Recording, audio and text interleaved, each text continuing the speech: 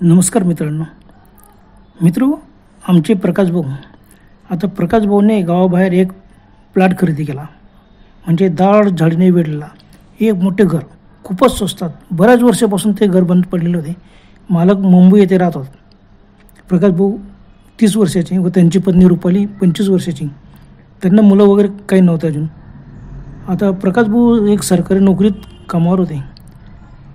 आता घर कसं होतं, एकदम छान घर होतं, कौलारू होतं, 5 रूम होत्या, वरांडा, एकदम एवढं मोठं घर खूप कमी किमतीत त्यांना मिळालं. मोठ्या आनंदाने त्यांनी ते घर घेऊन टाकलं. आता घर घेऊन यांना 4-5 दिवस झाले होते.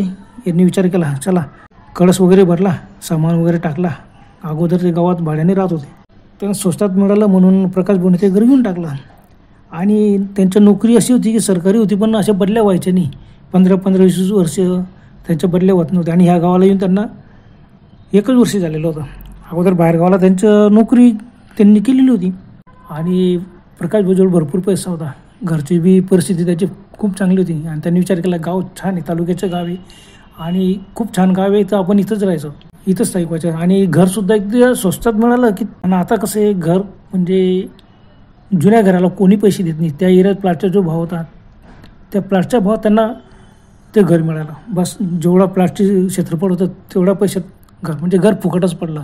प्रकाश भाऊंना खूप आनंद झाला. अरे घर इतकं मजबूत आणि मस्त कसं का लोक घेत नव्हते.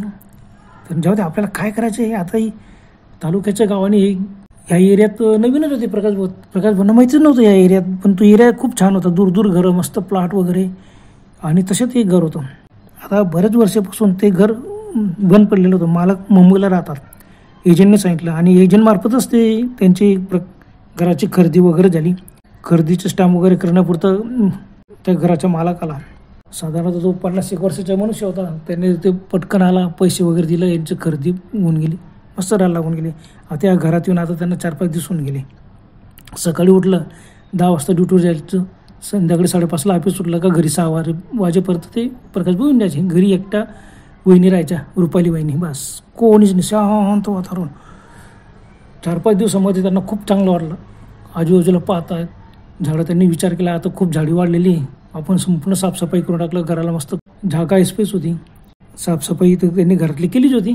आता आजूबाजूची जागा पण साफसफाई करू आणि मस्तपैकी आता इतर खूप चांगलं घर मिळालं. आणि समजून घ्या, आपली बदली पण झाली तर केव्हा पण घर विकून टाकू.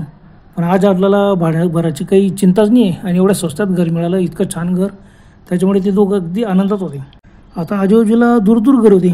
5-6 दिवस होऊन गेले. त्याच्यामुळे दुपारच्या वेळेला काही आजूबाजूच्या 2 बाया रुपाली वहिनींना भेटायला आल्या. त्यांनी सांगितले, खरंच तुम्ही घर घेतलं, फार चांगलं झालं, पण आजूबाजूला जरा चौकशी करायला हवी होती. तुम्ही दोघं एकटेच दिसता. मग रुपाली वहिनीने सांगितलं, नाही आम्ही दोघंच येत, अजून मुलबाळ वगैरे काही नाही आम्हाला, बस. मी म्हणाले, ठीक आहे बाबा, आपण जरा सांभाळून राहायचं बरं का. हा प्लॉट किनी झपाटलेला आहे, बापरे. त्या ऐकताच रुपाली वहिनींच्या अंगावर एकदम काटाला. हो कसं, आम्हाला 5-6 दिवस होऊन गेले, काय कशाचं काय झपाटलेलं, शांत मस्त लाईट कनेक्शन आहे, सर्व आहे, पाण्याची सोय, नळ आहेत, कसं का तुम्ही सांगता झपाटलेलं आहे, आम्हाला तर काही अनुभव आला नाही. तर ठीक आहे, पण जरा सांभाळून राहायचं बाबा.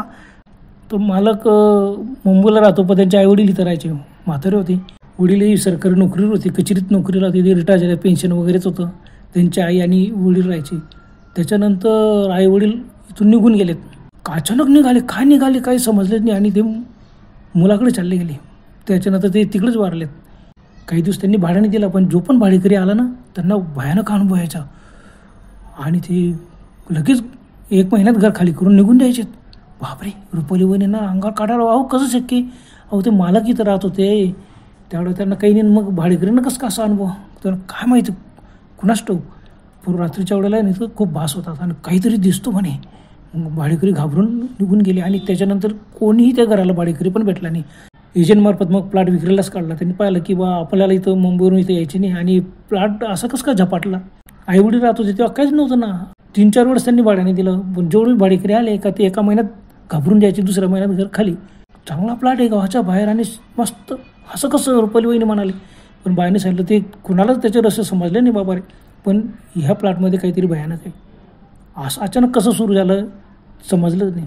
मग त्या गप्पा वगैरे केलं, वहिनीने त्यांना चहा पाणी केली. मग म्हणजे बाया आलेलं ते निघून गेलं. त्यांना बघ काही अडचण आली ना आम्हाला सांगायचं, एका एरियात राहतो त्याच्यामुळे काही तुम्हाला भीती वाटली तर मग आम्हाला सांगायचं. तुम्ही दिवसभर घरी एकटाच असता, तो हो मी एकटीच असते, मग काय करायचं, काही चिंता नाही करायची, काही तुम्हाला संकट आलं की काही तुम्हाला वाटलं तर आम्हाला हाक मारायची झालं. त्या बाहेर निघून गेल्या. मग रुपाली वहिनी घरभर फिरल्या. त्यांना अजूनही भीती वाटायला लागली, काय करायचं. खरंच सीन काय, संध्याकाळी प्रकाश भाऊ आले. घाबरत वहिनींनी असं सांगितलं. मग त्यांना लागं रुपाली, हे बाय असेच भित्री असतात, आता इथं ह्या प्लॉट आपल्याला स्वस्तात मिळाला ना तर त्यांना तो सहन झाला नाही, मग त्यांनी घ्यायला हवा होता, त्यांनी काय नाही घेतलं. रुपाली वहिनी म्हणाले, अहो कसं घेतील ते, अहो त्यांना जर माहिती हा प्लॉट झपाटलेला आहे तर घेतील कशाला, आणि तुम्ही कुशाल काही विचार केला नाही, पैसा असला म्हणून काय स्वस्तात घेऊन टाकला, आणि काही झालं तर आपलं काही कमी जास्त, तुम्ही तर बाबा रे दिवसा ड्युटीवर चालले, आता मी घरी एकटीच असते. प्रकाश भाऊ हसले, काय कमाल करतो, एवढी काय भित्री, बायांना खरंच भित्री असतात. दुसऱ्या बायांनी तुला सांगितलं, मला आजूबाजूला मी लोकांना भेटतो असं आता उद्या सकाळी आणि विचारतो त्यांना काय. मग प्रकाश भाऊने आजूबाजूच्या लोकांना चौकशी केली, शेजारी पाजाऱ्यांशी गेले, त्यांच्याशी गप्पा वगैरे केल्या. मग माणसाने सांगितलं, बाबा रे खरं खोटं काम आहेत, पण आतापर्यंत जेवढे भाडेकरी आलेत ना, 1 महिना कोणी 2 महिने राहिले आणि त्यांना इतके विचित्र अनुभव आले, निघून गेलेत.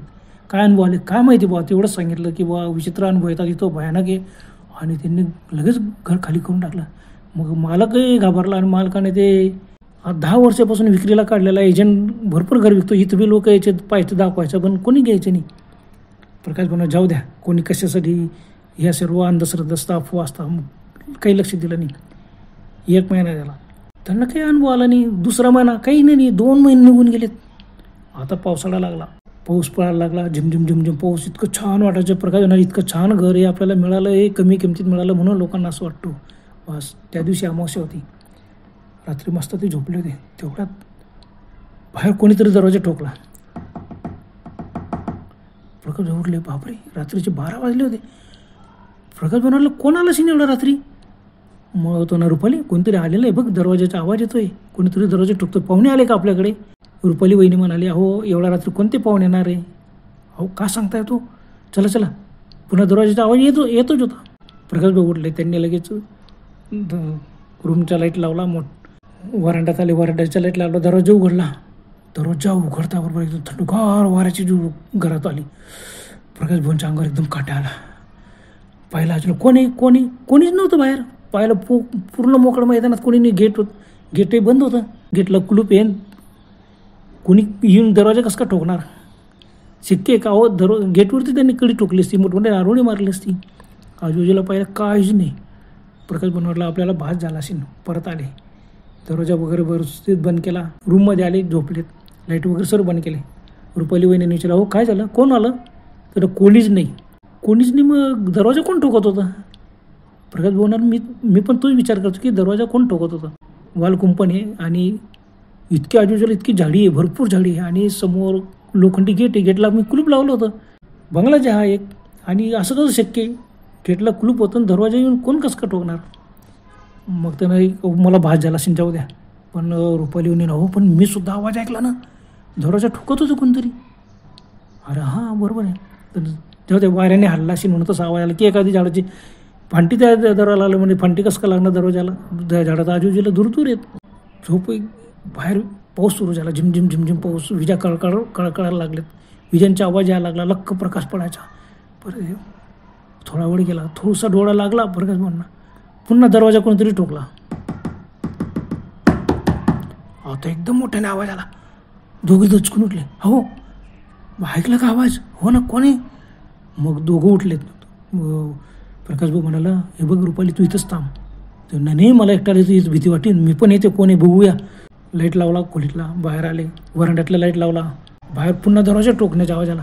बापरे अगदी आता भासणी, हे नक्की कोणतरी चावट मुलं असेल की कोणतरी मुद्दाम कुंपण कुदून मध्ये आले असेल ना, दरवाजा ठोकत असेल. फाटकन प्रकाश भाऊने दरवाजा उघडला, बाहेर अंधार उडूप, बाहेर काहीच नाही. तो म्हणत रुपाली वहिनीने फटकन बाहेरच्या लाईट लावला. लक्क उजेड पडला, आजूबाजूला झाडं, पाऊस चालू आहे, पाहता तर कोणीच नाही.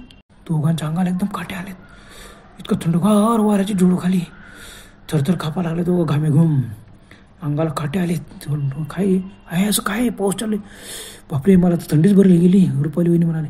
प्रकाश म्हणाला, राग पाऊस येतोय ना, तर मला थंडगार वारा आला, काही घाबरू नको. त्यांनी परत दरवाजा बंद केला. रात्रभर त्यांना झोप आली नाही. कोणाशी दरवाजा कोणी ठोकला झाला सकाळ झाली. सकाळ पुरतं सुमसाम शांत वातावरण. मग प्रकाश भाऊ मस्त 10 वाजता ड्युटीवर चालले गेले. आता ड्युटीवर जाताना प्रकाश भाऊ डबा घेऊन यायचे, कारण गावाबाहेर लांब प्लॉट होता. इथून मोटरसायकलवर जायचं. कोण दुपारच्या वेळेला जेवण करायला येतो, फक्त अर्धा पाऊण तासाची सुट्टी. घरी या गावात पडा जेवण करा नाही करा. पण रुपाली होणार नाही तुम्ही की नाही डबा नेत नका, आता तुम्ही यायचं दुपारी एक फेरी मारून द्यायची. दिवसात तर काही भात झाला नाही, आज रात्री आपल्याला भात झाला का मनाचा भ्रम की ते बायांनी तुला सांगितलं, तू मला सांगितलं म्हणून आपल्या मनात तसं काहीतरी असं भूत घुसलं. मनातलं भूत आहे, ॲक्च्युअल खरं भूत नसतोच. आणि म्हणून आपल्याला दोघांना भात झाले. रुपाली वहिनी म्हणाले हो, ज्या दिवशी दरवाजा ठोकला त्या दिवशी माहिती होतं का काय होतं तुम्हाला? काय होतं? अमावस्या होती. हां, मग आपल्याला होतं लक्षात पण नव्हतं अमावस्या होती ना. अमावस्या असताना दरवाजा कसं का ठोकला गेला? रुपाली वहिनी म्हणाली नाही खरंच भूताटकी, अमावस्येला कसं का दरवाजा ठोकला गेला? आपण दरवाजा उघडायला नको होता. बापरे, प्रकाश भाऊंना वाटलं की जाऊ द्या, आता 4-5 दिवस होऊन गेलं, कुठं काय झालं? योगायोग असेल तो, नेमका ज्या दिवशी दरवाजा कोणतरी ठोकला त्या दिवशी अमावस्या असेल, जाऊ द्या त्याला. असे 2-3 दिवस गेले.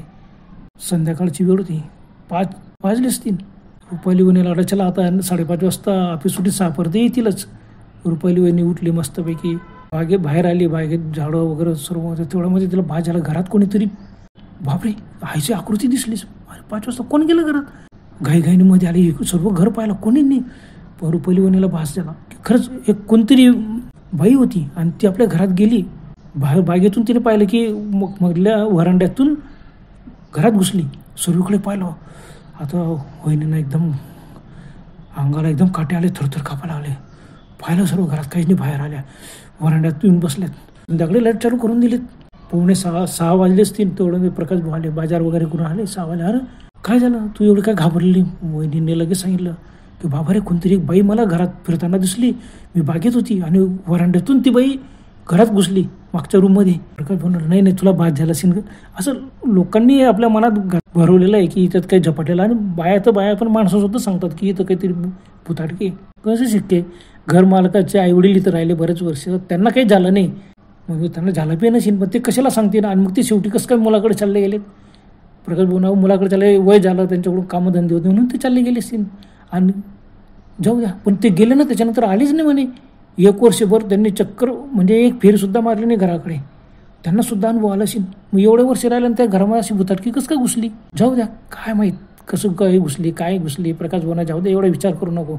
आपलं काय ते आता बघ, आपण आता घर विकत घेतलेलं आहे आणि स्वस्तात घर मिळालं म्हणून लोकांची जीववर आली आणि ते आता आपल्याला असं काहीतरी सांगतं. चला घरमालकाला कोण आहे काय, मग एजंटला भेटले. एजंटने सांगितलं हवं तसं काहीच नाही, ते जुनं घर होतं म्हणून लोक. आणि एवढं मोठं घर, खूप मोठं, बघितलं ना तुम्ही किती मोठं घर आहे, पैसे अगदी मस्तपैकी घर आहे. परंतु आजकाल काय आहे, जुनं घर कोणी घ्यायला तयार नसतं. पण जागाही मोठी आणि जागेची किंमत जास्त येते, त्याच्यामुळे कोणी घेतलंच नाही. एजंटने असं त्यांना सांगितलं. हे म्हणाले पण लोक तर असं सांगतात की भुताटके म्हणून तुम्हाला घर स्वस्तात मिळालं. एजंटने सांगितलं बाबा रे, सर्वीकडे असं झालं, 20-25 वर्षाचे वरचे घर असल्यानं घराची किंमतच मिळत नाही, फक्त जागेची मिळते. जो बघायचं त्यांना ते घर पटायचे नाही बा, जुन्या पद्धतीची. आणि एवढं कोण पाडतो आणि कोण नवीन बांधतो म्हणून कोणी घेतलं नाही बाबा. तुम्ही त्याच घरात राहायला तयार होते म्हणून तुम्ही पटकन घेतलं, झालं. प्रकाश भाऊचं काही समाधान झालं नाही. झालं 2-3 दिवस गेले. रात्रीची वेळ होती, 11 वाजले असतील. प्रकाश भाऊ उठले. प्रकाश भाऊंना वाटलं चला बाथरूमला जाऊन येऊ. आणि लाईट लावला. लाईट लावता एकदम दचकले. टॉयलेट जवळ कोणतरी एक स्त्री उभी होती. 40-1 वर्षाची बाई उभी होती तिथं, लाल साडी नेसलेली. बापरे, एकदम घाबरून मागे सरकले, पळत आले. रूममध्ये रुपाली झोपलेली होती. यार मग ती कोण आहे? मग त्यांना वाटलं की आता रुपालीला उठवलं तर ते अजून जास्त घाबरून जाईल. परत आपण जेवून पाहून या. परत गेले, टॉयलेटला गेले, बघितलं तिथं लाईट चालू होतं, बाई वगैरे कोणी नव्हतं तिथं. आजूबाजूला खायला अंगाला काटे आले, थरथर कापत होते. तसंच त्यांनी सर्व घरातल्या लाईट लावून दिले. मग ते टॉयलेटला जाऊन आले. पाहिलं त्यांना वाटलं काय करा, आपल्याला भास तर झाला नाही. रुपालीला ही गोष्ट सांगायची नाही. झालं रात्रभर त्यांना झोप आलीच नाही. हे चालले गेले कामावर. दुपारची वेळ होती, जेवण वगैरे केलं. वहिनींना वाटलं चला थोडंसं झोपू आपण. ते झोपल्यात. तेवढं त्यांना वाटलं की कोणीतरी फिरतोय. दुपारच्या वेळेला कोण घरात फिरत असेल? चोर वगैरे तर घुसला नसेल. गेट तर आपण बंद केलेलं आहे, गेटला आतून कुलूप आहे. उठल्या, किचन रूममधून काहीतरी आवाज आला, भांडे पडण्याचं वगैरे. बापरे, घाबरले. पण हातात काठी घेतली नाही. एखाद्या वेळेला मांजर वगैरे घुसल्याशी ते नाही भांडे पाडले. किचन रूममध्ये आली दुपारची वेळ, 2 वाजले असतील. पाहते इकडे तिकडे काहीच नाही. तेवढ्यामध्ये एक माणूस झपझप झपझप जाताना दिसला. पॅन्ट शर्ट चांगला 50चा माणूस असेल आणि पटकन तो स्टोर रूममध्ये घुसून गेला. बापरे बापरे, रुपाली म्हणाल तर चोर आहे चोर आहे, नक्कीच चोर आहेत. ती बाहेर आली, मोठमोठ्या ओरडायला लागली, चोर चोर चोर चोर. आजूबाजूचे लोक, काय झालं वहिनी काय झालं? अहो आमच्या घरात चोर घुसलेला आहे.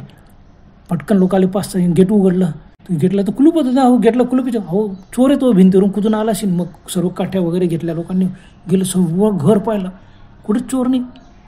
मग त्यांनी म्हणले बापरे इथं चोर नाही काही नाही, तुम्ही असं का सांगता? नाही मी बघितलं, मनुष्य होता, पाठमोरा होता. पाठमोरा मनुष्य एकदम त्या स्टोरूममध्ये घुसला. आता सर्व घर पाहिलं काही नाही, तो पडणार कसा? आणि वहिनी बाहेर आल्यावर ते मोठमोठे ओरडतात चोर चोर. आजूबाजूचे लोक उठलेले बाहेर आले, तर कोणाला असं काही पडताना दिसलं नाही, कोणी भिंतीवर कुदून वगैरे काही नाही. गेट बंदच होतं. मग त्यांनी सांगितलं हे बघा वहिनी, गेटला फक्त कडी लावा, रात्री तुम्ही कुलूप लावा. दिवसा काही भीती वाटली ना पटकन बाहेर पडता येईल. आणि कोणी दिवसात चोर वगैरे कोणी येणार नाही, जाऊ द्या. बस मग दुपारी शेजारच्या 2 बाया रुपाली वहिनी जेवढं थांबले संध्याकाळपर्यंत. त्यांचे बाबा रे मला भीती वाटते, काहीतरी इथं झपाटलं.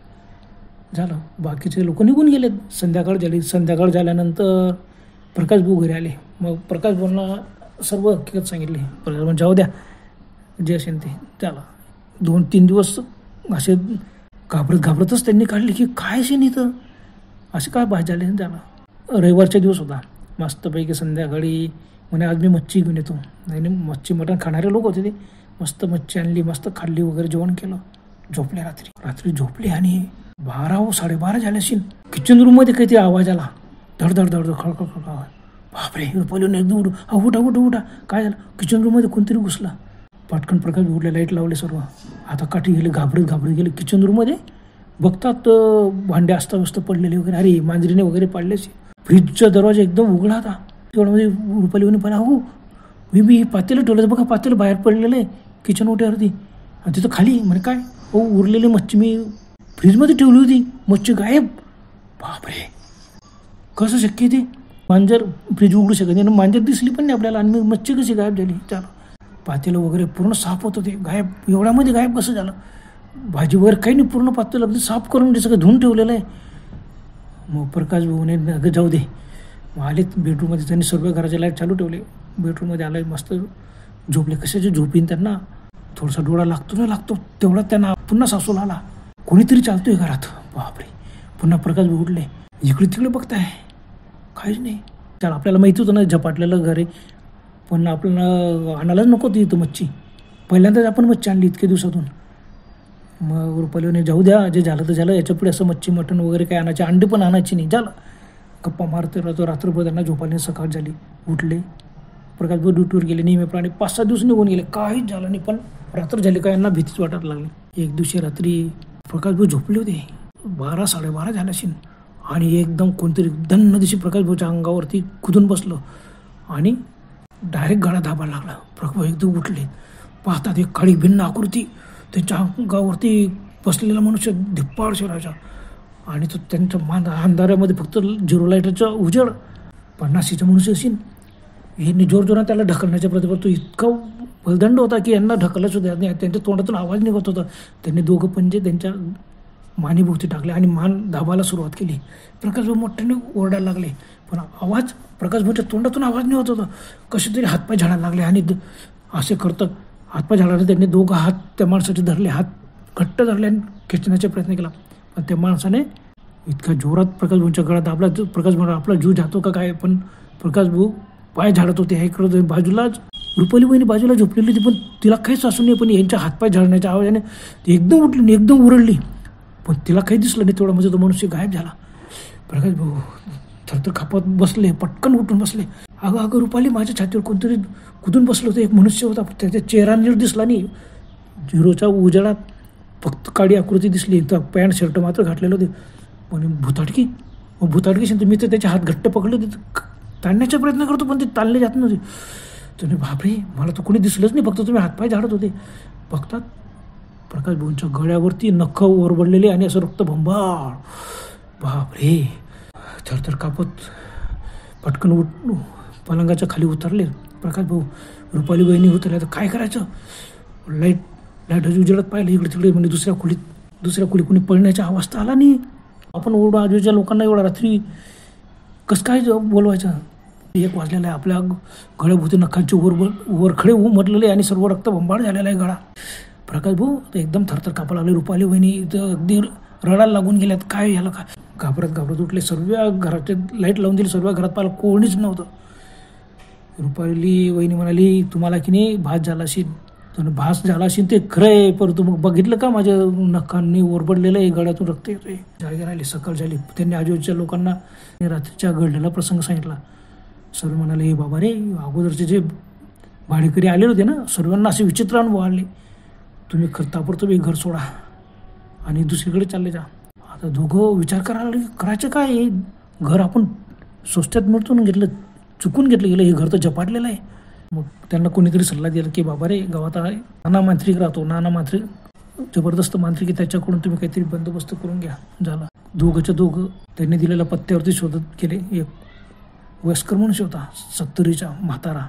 त्याला सांगितलं, बाबा रे, ते घर झपाटलेलं आहे, काहीतरी करा. मग त्याने लगेच दोघांना ताईत वगैरे करून दिला. तो मी स्वतः येतो, ते घर बघतो आणि पाहतो काय येतो. आता मी 1-2 दिवस येणार नाही, मला बाहेर गावाला जायचे. 2-3 दिवसानंतर येईन, तेव्हा तुमच्या घरी येईल. तुमचा फोन नंबर आणि पत्ता देऊन द्या, मी तुम्हाला फोन करीन जेव्हा यायचे त्यावेळेला. मी बरोबर तुमच्या घरी येऊन जाईल. दोघं तर घरी वापस आलेत. 2-3 दिवसानंतर मांत्रिक येईल. बघूया, तोपर्यंत भरतीच झाला. आपल्याला ताईत दिलेला आहे, काही घाबरायचं कारण नाही. त्या दिवशी संध्याकाळी रात्रीची वेळ होती. 11:30-12 झाले असतील. डाराडूर गाडत झोपलेले होते, कारण 2-4 दिवसापासून नीट झोपच होत नव्हती, दचकून उठायचे. प्रकाश भाऊंना जाणवलं की कोणतरी त्यांच्या पायाचे दोघं पायाच्या गोट्याजवळ धरलेलं आहे आणि एकदम जाग आली त्यांना. अरे कोण आहे. हे ओढतात, तेवढ्यामध्ये उठून बसतात. तर फक्त 2 पंजे होते. झिरोचा मंद उजेडात एकदम 2 पंजे दिसले. त्या पंजांनी ते प्रकाश भाऊचे दोन्ही पाय एकदम घट्ट धरलेले होते. बस, माणूस नाही, काही नाही. ते एकदम ओरडले, अरे बापरे, भूत. त्यांच्या आरोड्या ऐकून रुपालीने एकदम उठून बसल्या. तेवढ्यात प्रकाश बोलला. त्या दोघा हातांनी प्रकाश भाऊचे दोन्ही पाय पकडले होते ना, जोराने खाली खेचलं आणि प्रकाश पलंगाच्या खाली धपकन पडले आणि बस ओढत बाहेर वरांड्याकडे. तो सीन बघून की प्रकाश भाऊ नुसते असे ओढले जात आहेत. पण रुपाली वहिनी बघताय की प्रकाश भाऊ असे ओढले जात आहेत. बनेनवर होती प्रकाश भाऊ, सर्व बनेन वगैरे सर्व फाटलं आणि ते वरांड्यात चालले गेले. एकदम मोठ्याने ओरडायला लागल्यात, मोठ्या किंचाळ्या मारायला लागल्यात. आणि प्रकाश भाऊ वरांड्यातून पुढचा दरवाजा उघडला गेला आणि मोकळ्या मैदानात मोठ्याने आरोड्या मारतायत. हे बी आरोड्या बस, त्यांच्या आरोड्या मागून वहिनी तसेच घाबरत आलं. सर्व फटाफट पुढचं लाईट लावले. प्रकाश भाऊ वरांड्यात पण नाही, पुढचं बैठक खोलीत पण नाही, वरांड्यात पण नाही, कुठे मैदानात मोठ्याने ओरडत आहेत. बाहेरच्या लाईट लावला. आजूबाजूचे लोक लगेच पळत आलेत. ते गेटच्या बाहेरून लोक ओरडायला लागले, हो प्रकाश भाऊ काय झालं. तर कापस प्रकाश भाऊ उभे राहिले. रुपाली वहिनीने फटकन किल्ली घेतली गेटची आणि गेटचं कुलूप उघडलं. पटकन लोक मध्ये आलेत. पाहतात प्रकाश भाऊची परिस्थिती फार वाईट. त्यांची पॅन्ट सर्व फाटलेली, बनियान फाटलेला, पाठीवर खरचटलेलं, संपूर्ण मैदानात खरचटत आणलं. प्रकाश भाऊंना, बाबा रे, आज मला माणूस दिसला नाही, पण 2 हात होते. त्या 2 हातांनी बरोबर 2 पंजांनी माझे पायाचे ना, पायाच्या घोट्याजवळ धरलं आणि ओढत बाहेर आणलं. बापरे, काय करायचं. त्यांनी सांगितलं की आम्ही तर नाना मांत्रिकाकडून ताईत आणला होता. ताईत आणला, पण तो असं व्हायला नको होतं. पण काय, यांना मात्र मनुष्य दिसला नाही, फक्त 2 हात आले. त्यांनी ते प्रकाश भाऊंना जोरात खेचत नेलं होतं. त्यांच्या वरांड्यात सर्व बसून राहिले, गप्पा वगैरे मारत बसले. बघा, आता रात्रभर झोपू नका, सकाळी त्यांनी लगेच नाना मांत्रिकांना फोन केला. मांत्रिक म्हणाले, बघा, मला अजून 2-3 दिवस लागतील, मी येईल. तोपर्यंत तुम्ही असं करा ना, जरा सांभाळून राहायचं, काहीच होणार नाही, मी ताईत दिलेला आहे. हे म्हणा, अहो काहीच होणार नाही तुम्ही सांगता, पण मला तो ओढत बाहेर आणलं ना, आता कसं काय करायचं. ती म्हणाला, मी आल्याशिवाय काही सांगणार नाही. झालं. त्याने फोन बंद करून दिला. बाकी ज्या आजूबाजूचे शेजारी म्हणाले, अरे बाबा, रात्रभर आम्ही येऊ तुमच्याकडे, तुम्ही बिंदास झोपा. पण कशाला. त्याला, नाही असं नाही, तुम्ही जर काही झालं तर आम्ही आरोडी मारू. झालं, निघून आले. दुसऱ्या दिवशी काहीच झालं नाही. तिसऱ्या दिवसाला यांनी पुन्हा मांत्रिकाला फोन. मांत्रिकाने एकच सांगितलं, आता काही झालं का रात्री. यांनी सांगितलं काहीच झालं नाही, मग अजिबात घाबरू नका, आता काहीच होणार. मी पण खरंच रात्रभर काही झालं नाही. दुसऱ्या दिवशी बी काहीच झालं नाही. तिसऱ्या दिवशी रात्रीची वेळ 12-12:30 झाले असेल आणि एकदम रुपाली बहिणींची किंचाळी, वाचवा वाचवा वाचवा. आणि एकदम घोघरा आवाज आणि एकदम आवाज ऐकताच प्रकाश दचकून उठले. पाहता शेजारी बाजूला रुपाली गायब. बापरे, पटकन उठले. दरवाजा लावला. रुपालीचं अंथरुणावरून तिला कसं कोणी ओढत नेलेलं आहे. लाईट लावले तर वरांड्यात रुपाली बहिणी बेशुद्ध पडलेल्या आहेत. बापरे. पहिलं त्यांनी लगेच तिला उठवायचा प्रयत्न केला. ती कशाची उठी, तिला तसंच उचलून मध्ये आणलं, बेडरूममध्ये टाकलं. पलंगावरती पाणी आणलं, पाण्याची बाटली तिच्या अंगावरती, तोंडावरती पाणी वगैरे मारलं, तिच्या तोंडावरती पाणी वगैरे मारलं. ती घाबरून एकदम तिने डोळे विसरून ओरडली, पाहिलं आणि एकदम ओरडली, वाचवा वाचवा वाचवा, मेले मेले मेले, भूत भूत भूत. प्रकाश म्हणा, अगं घाबरू नको, मी काही भूत वगैरे नाही. जोर जोरात होता रुपाली बहिणींचा. आणि रुपाली बहिणींची बी अवस्था तीच झाली होती. मग रुपाली सांगितलं की मला एकदम जाग आली ना, माझे पाय कोणीतरी ओराने खेचत नेत आहे, म्हणून मी एकदम ओरडले आणि मग मला बेशुद्ध झाली, मला काहीच सुचलं नाही. बापरे, मग एवढ्या रात्री काय करायचं. विजा कडकडायला लागल्यात, जोरात पाऊस चालू आहे. बापरे, आता काय करायचं. एवढ्या रात्री आजूबाजूच्या लोकांना बोलवणं बी खरं नाही. लाईटर चालू ठेवले, बसून राहिले ते. रात्रभर त्यांना झोप आली नाही. बस सकाळ झाली. सकाळी कसं तरी घाईने आंघोळी वगैरे केली. आता काय करायचं, पहिल्यांदा मांत्रिकाकडे जायचं. नाना मांत्रिकाच्या घरी गेले. ते नेमकेच रात्रीच घरी पोचलेले होते. त्यानंतर मला याला 11-12 वाजलेत. मग यांनी सांगितलं रात्री काय प्रसंग आला. हो बापरे, असं आहे, मी आताच निघतो. मग त्यांच्यासोबत मांत्रिक आले. वयस्कर मनुष्य होते, धोतर वगैरे, टोपी. त्यांनी पाहिलं संपूर्ण घर. त्यांनी सांगितलं, बाबा रे, या घरामध्ये 2-3-4 आत्मे आहेत. ताबडतोब तुम्ही एक घर सोडा आणि दुसरीकडे चालले आता. बरं का बरं, मी प्रयत्न करतो पण हे कठीण काम आहे, हे खतरनाक भूतं वगैरे दिसतात. मग प्रकाश म्हणा, अहो बाबा तुम्ही मांत्रिक आहेत, तुम्ही बंदोबस्त करा ना. तर मी तो बंदोबस्त करीन, पण तुम्ही इथं राहू नका, हे एकदम खतरनाक भूत आहेत, मी बंदोबस्त करतो. संपूर्ण बंदोबस्त करायला तुम्हाला 50,000 रुपये खर्च येईन बाबा. सर्व खर्च करायला तयार आहे. 50,000 रुपये 1 लाख घेऊ. मग आजूबाजूचे लोक गोळा झाले होते. त्यांनी सांगितलं, बाबा रे, त्यापेक्षा तुम्ही नाच सोडा, हे घर सोडा आणि चालले जाऊ दुसरीकडे. पण प्रकाश म्हणून, मी एवढं घर सोडून देऊ, सर्व पैसे माझे संपून गेले, आता मी दुसरीकडे भाड्याने देऊ आणि मग हे घर काय करू. लोकांनी विक्रीला काढा. तर आता कोण विकत घेणार आहे. एवढं सर्व अगोदर बी माहिती होतं, मला माहिती नव्हतं. आजूबाजूच्या सर्व लोकांना आता हे माहिती पडलं आमच्यावर काय प्रसंग आला. आता कोण घेणार आहे घर. नाही, त्यांना मांत्रिक होते, त्यांना सांगितलं, बाबा काही करावं, असं घराचा असा बंदोबस्त करा की आम्ही इथंच राहायला पाहिजे. 50,000 का 1 लाख घ्या. नाना मांत्रिक म्हणाले, एवढं काही जरूर नाही, मी 50,000, एकदा माझ्या तोंडातून शब्द निघाला ना, मी 50,000 तुमचे संपूर्ण व्यवस्थित करून देतो आणि हे घर सोडून काही जाऊ नका. परत ते नाना मांत्रिक घरी गेले. हे थांबलेत, काही लोक इथं थांबलेत. दुपारपर्यंत मी सर्व साहित्य वगैरे घेऊन येतो. थोडंसं साहित्य आणलं, काहीतरी पूजापाठ त्यांनी सुरू केली. तो आता तुम्ही इथंच राहा, रात्री पण आम्ही पूजा करू. 3-4 दिवस मांत्रिकाने काय केलं काय माहिती. हे एका ठिकाणी बसून राहायचे, ते सर्व घरभर पाडलं, त्यांना घर भरलं, संपूर्ण बंदोबस्त केला. रात्रभर ते जागाचे. 5 दिवस त्यांनी हे केलं आणि त्यांनी सांगितलं की बघा, आता हे घर पूर्ण आम्ही असं काही मंत्राने भरलेलं आहे की इथं एकही भूत या घरात घुसणार नाही. 5-6 भूतं होते या घरात. बरं झालं तुम्हाला 2च दिसलेत. खरंच प्रकाश बोलणं एक मनुष्य दिसला, त्याच्यानंतर एक काळी आकृती दिसली होती आणि एक वयस्कर बाई प्रकाश बोलणं दिसली होती. रुपाली बहिणींना पण एक बाई दिसली होती जाताना. ते भूतं काय करतात, जे घरात दिवाबत्ती होत नाही 2-3 महिने त्या ठिकाणी ते वास्तव्य करतात. इथं घर सुमसाम होतं म्हणून ते इथं वास्तव्याला आणि एक करत मग का असतो. मग अनेक भूतं गोळा होतात आणि ते सर्व अशा घरात राहायला लागतं. आणि तुम्ही त्या घरात राहायला आले, मग त्यांना ते सण झालं नाही म्हणून ते कोणी बी आलं का मग ते असे त्रास देतात. आता ते कोणीही इथं येणार, आता तुम्ही इथंच राहायचं, दिवाबत्ती करायची. तुमच्या घरात देव वगैरे आहे का. यांना एकदम आश्चर्य वाटलं सर्वांना. कमाल, अरे प्रकाश भाऊ, तुमच्या घरात देव वगैरे काहीच नाही. मग ते म्हणाले, खरंच आमच्या घरात काही देव वगैरे काहीच नाही. मग त्यांनी सांगितलं, बाबा रे, देवाचे फोटो आणा, देव वगैरे आणा, करा आणि संपूर्ण पूजापाठ करणं सुरू करा. काही जण आणि रात्रभर दिवा जळत ठेवायचा, साधा दिवा लावायचा तेलाचा. त्यांनी मग गुरुदत्तांचा फोटो आणला, काही देव आणलेत, स्वामी समर्थांचा फोटो आणला. पूजापाठ मात्र त्यांनी सुरू केली. त्यांनी आयुष्यात कधीही पूजापाठ केली नव्हती. त्यांच्या या गोष्टीवरती देव, भूत, प्रकाश भाऊंचा विश्वासच नव्हता. मग पूजापाठ सुरू केली. 5 दिवस मांत्रिकाने संपूर्ण केलं. यांना ताईत करून दिले पुन्हा आणि कडी दिले दोघांना. इकडे हातात घाला, हे घर सोडून तुम्हाला जायचे जरूर नाही. झपाटलेलं घर असलं, हा प्लॅट पूर्ण झपाटलेला होता. परंतु आता हे संपूर्ण भूतं वगैरे निघून गेले. बस ठरल्याप्रमाणे प्रकाश भाऊंनी त्यांना 51,000 रुपये दिले की त्या दिवसानंतर त्या घरात असं काही भास झाला आणि की कोणी दिसलं पण नाही. ते खरं का खोटं काय कल्पना नाही, परंतु नाना मांत्रिकांनी तिथं पूजापाठ केल्यानंतर त्या मग जो झपाटलेला प्लॉट होता ना तो एकदम शांत मस्त होऊन गेला. मग यांनी मस्त गार्डन वगैरे केलं, लाईट वगैरे लावलेत. प्रकाश भाऊने त्यांच्या घरच्या लोकांना तोपर्यंत गोष्टी सांगितल्या नव्हते. मग घरचे लोक आलेत, त्यांचे घरचे लोक, आई वडील भाऊ, ते म्हणायचे तुम्ही आधी सांगायला पाहिजे नव्हतं ना, तुमच्यावरती काय प्रसंग आला, तुमचं कमी जास्त झालं असतं तर. प्रकाश भाऊ म्हणाले हो या गोष्टीवरती माझा विश्वास नव्हता आणि तुम्हाला कशाला सांगायचं घाबरवायचं म्हणून मी काही सांगितलं नाही. आता बंगल्यात अगदी आनंदात राहायला लागले. त्याच्यानंतर काहीही झालं नाही बंगल्यात. श्रद्धा की अंधश्रद्धा का केवळ भास मनात खेळ काहीच कोणाला समजलं नाही. आता मात्र तो प्लॅन एकदम व्यवस्थित आहे, मस्तपैकी प्रकाश भाऊ आणि रुपाली वहिनी तिथं आनंदात राहत आहेत. त्याला ती भुताटकी गायबच होऊन गेली पूजापाठ केल्यानंतर आणि यांनी नियमित पूजापाठ सुरू केली.